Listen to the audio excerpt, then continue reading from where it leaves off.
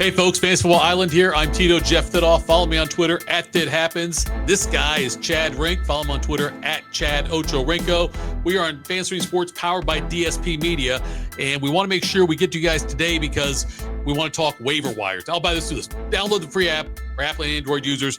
Go to the Facebook page, like us there, subscribe, all those things. Get us anywhere you get your podcast. Lots of round-the-clock programming we're going to have, adding stuff all the time across all of our different platforms. So the Fantasy Sports app is free.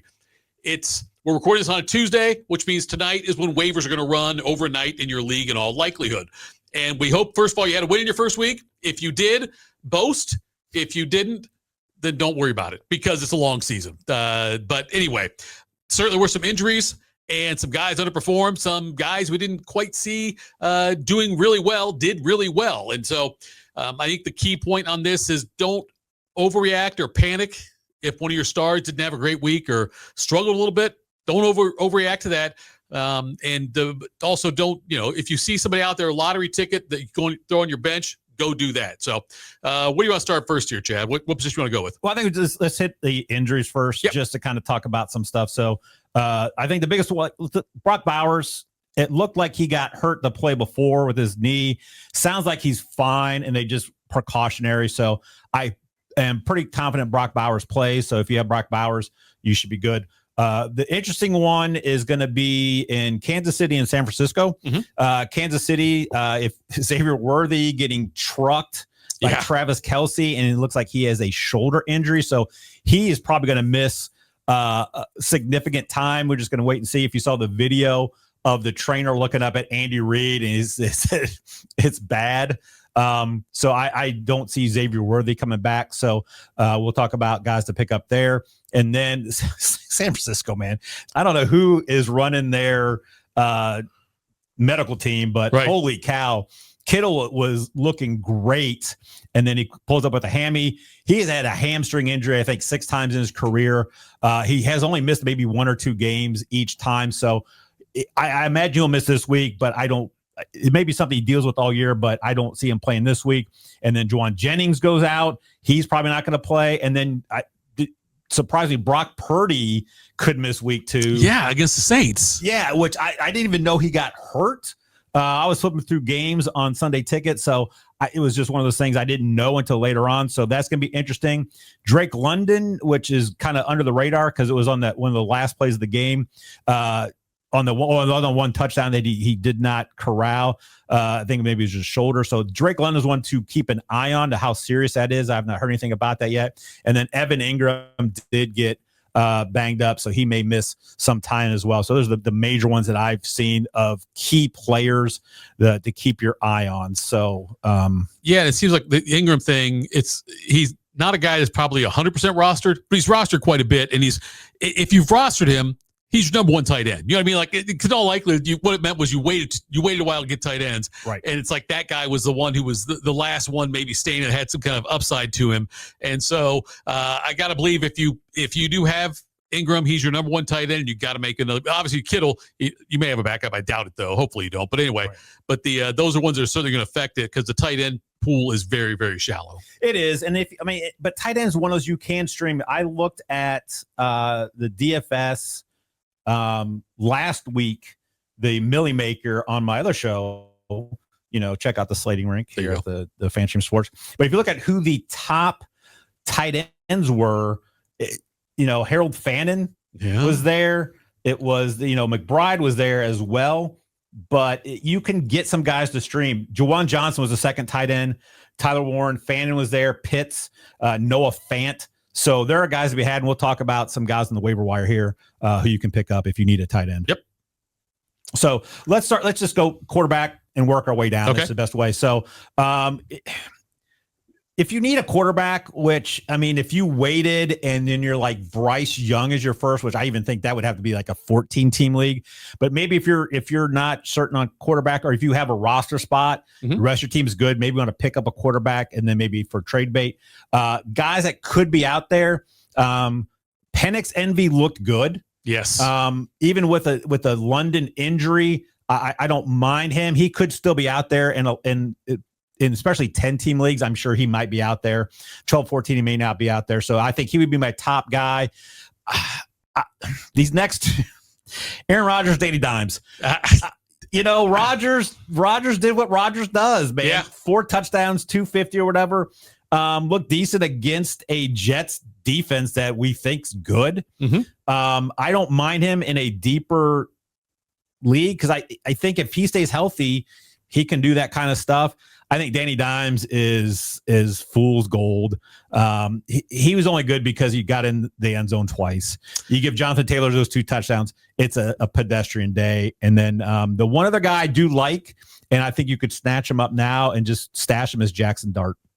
Oh, yeah, Jackson Dart, that's a possibility. Because we're not sure when that's going to happen, but it's going to happen. It will happen. It's going to happen.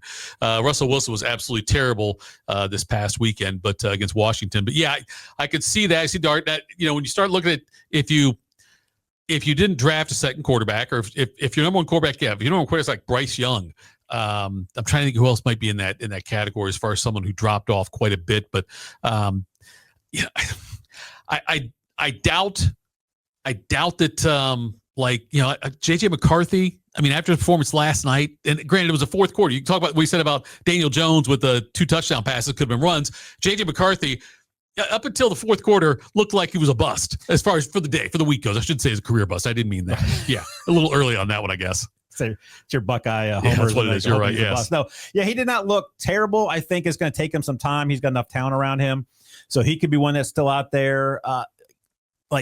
But most of the quarterbacks, this is not going to be, quarterbacks are probably going to be one where it's going to take an injury for like a major guy. And if the backup's decent, I'm not even like Mac Jones is not worth picking up. I don't think this week. So I think Purdy's not going to be out very long, and he's Mac Jones. So yeah, that's quarterback, it's just really, I think, Penix MB. And I think go get Jackson Dart, stash him.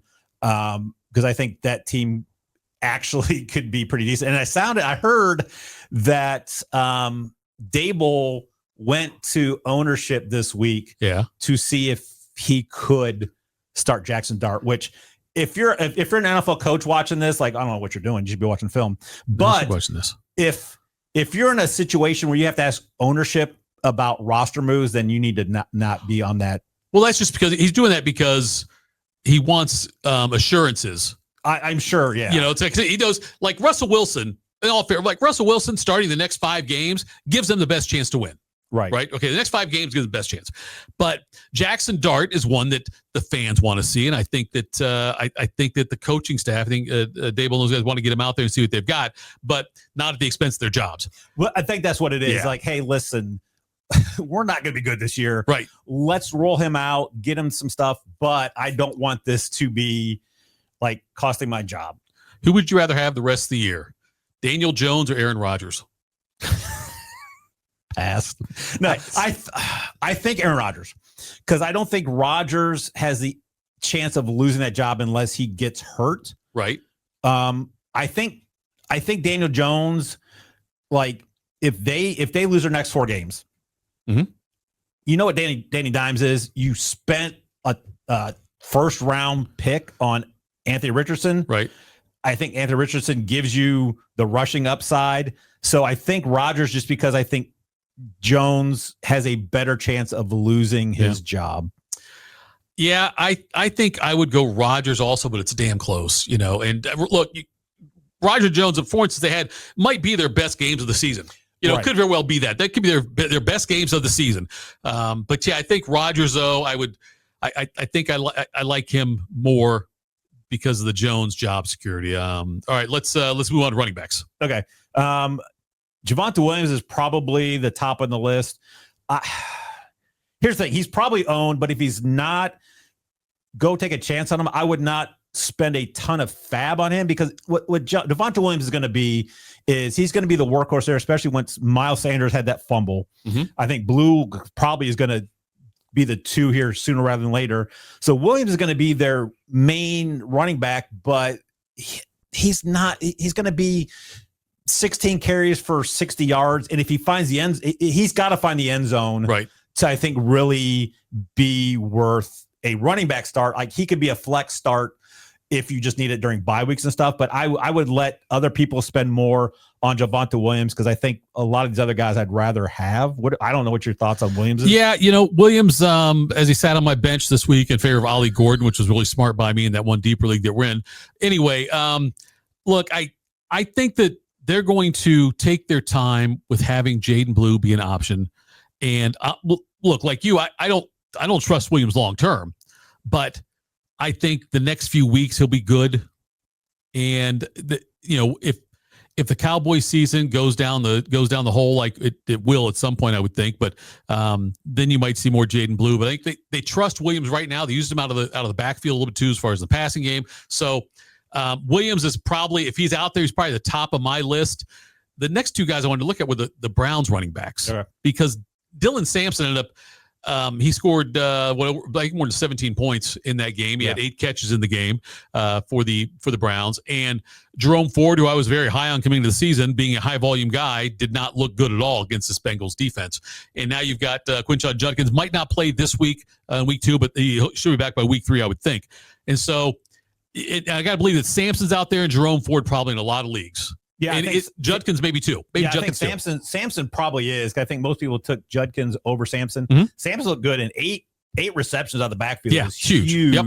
I don't mind picking up Judkins too, or someone probably has Judkins if they drop him, because I don't know if Dylan Sampson is going to be the workhorse, but I don't mind taking a piece of the Browns backfield, and I think it's going to be Sampson and Judkins. So you think if you're picking in order, you'd go Sampson, Judkins, Ford? Yes. Okay. All right.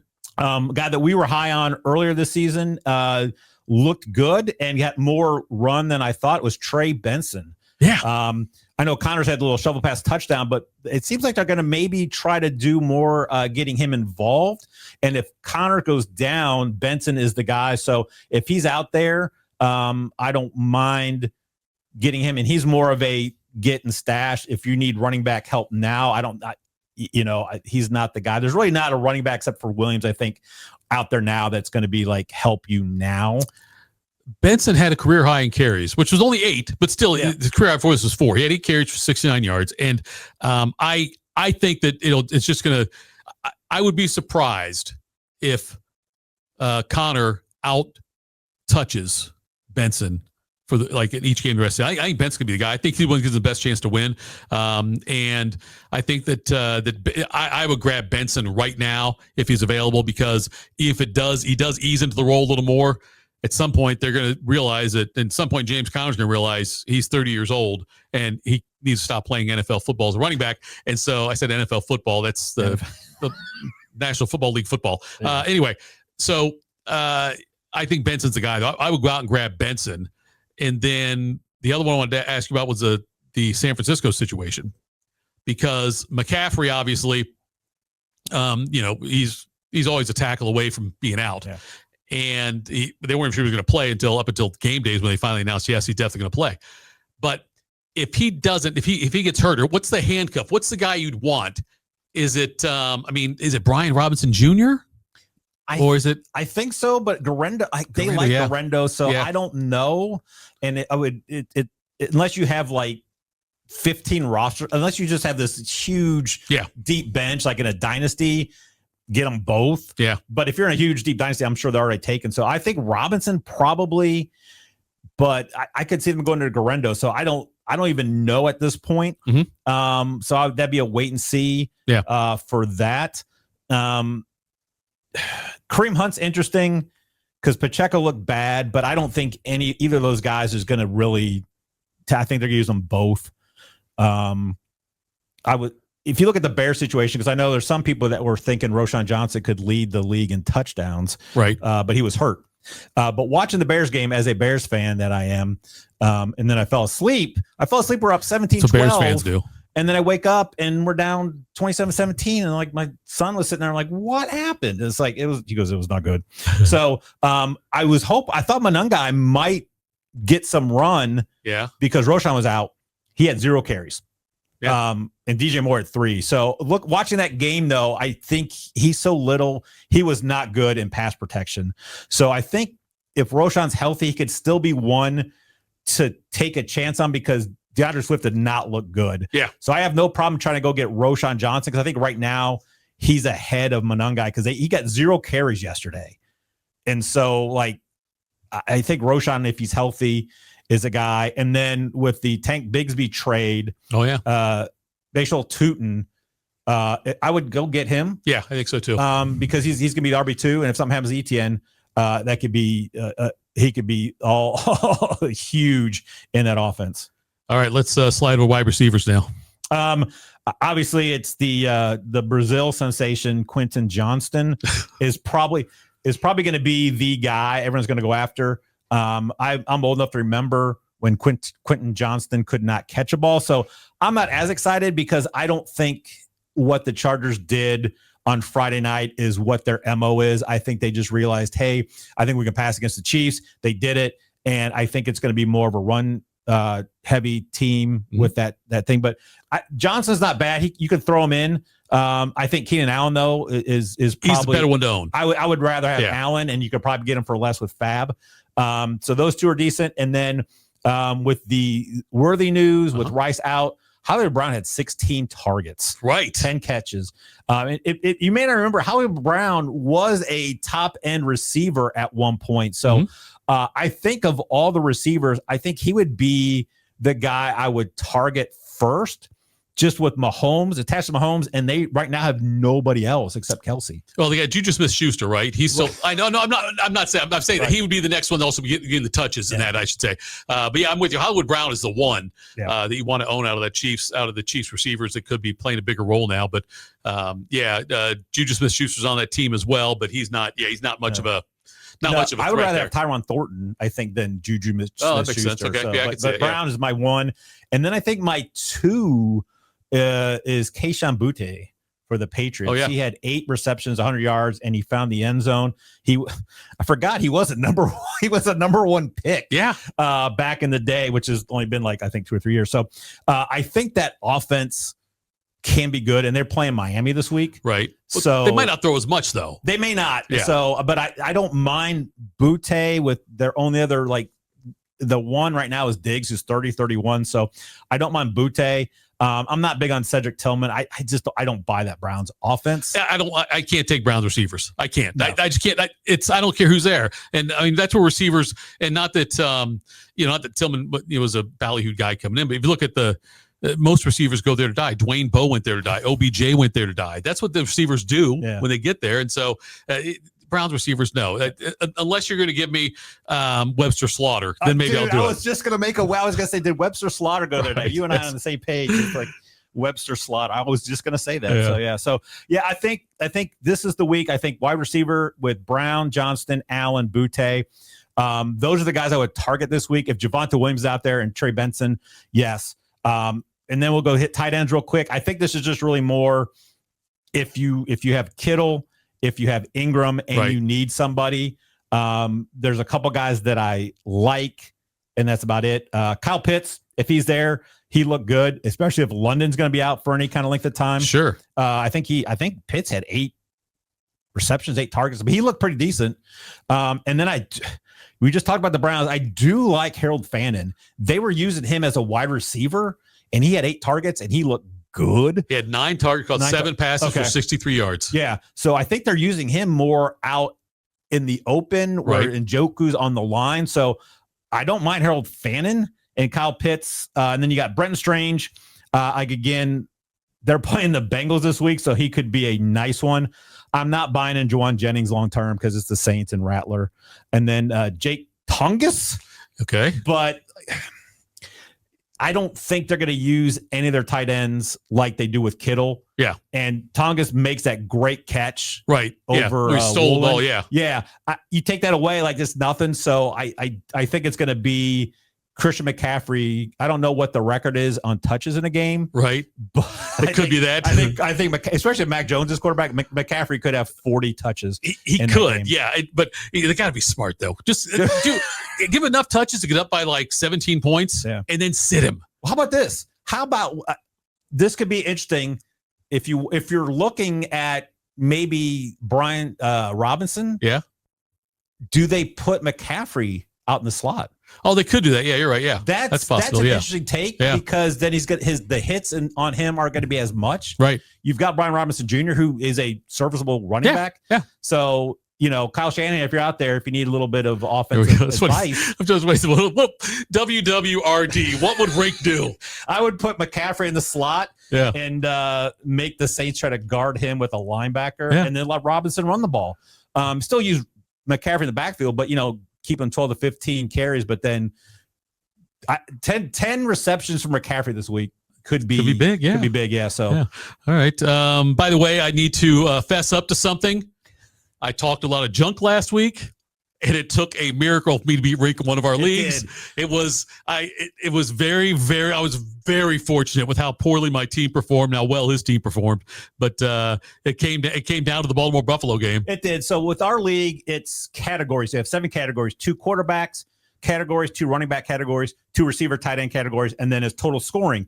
Going into the game on Sunday night, I had won both quarterback categories. Thank you, Justin Fields. And for your quarterbacks not doing anything. Nothing.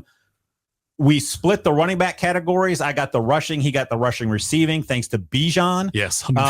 And then he won both receiving categories. And I knew going in, Andrews had to have something like 10 catches or 150 yards. So I knew that was not going to happen. We were tied going into that game on total points. So all I needed was Andrews to score a touchdown or a 2-point conversion. Yeah.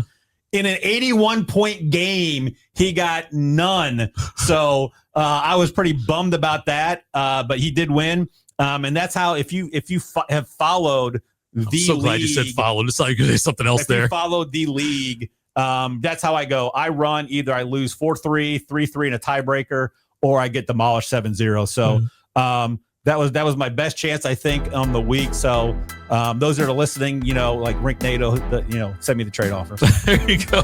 Thanks for tuning in, everybody. We're back before the week starts. We'll give you some of our rankings where we like guys. We'll do a longer one of these and discuss all that stuff. Download the app. It's free. FanStream Sports app. Apple and Android users, like us on Facebook. Go check us out there. Follow him at Chad Ocho Rinko on Twitter. I'm at It Happens. He's Chad. I'm Tito. We're back again here later on this week.